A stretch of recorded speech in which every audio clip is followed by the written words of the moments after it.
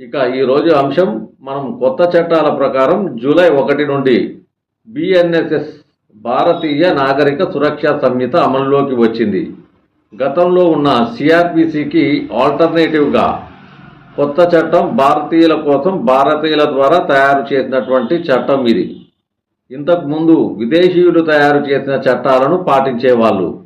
ఇప్పుడు మన కొత్త చట్టాల ప్రకారం మరి ఎఫ్ఐఆర్ రిజిస్ట్రేషన్లో ఎలాంటి మార్పులు వచ్చాయి, దాంట్లో ప్రజలకు జరిగేటటువంటి కన్వీనియన్స్ ఎంత ఉంది, మరి దాంట్లో ట్రాన్స్పరెన్సీ కూడా ఉందా లేదా అనే విషయాన్ని ఈరోజు తెలుసుకుందాం. ఇంతకుముందు సిఆర్పిసి ప్రకారం సెక్షన్ 154 కింద ఎఫ్ఐఆర్ రిజిస్ట్రేషన్ ప్రాసెస్ జరిగేది.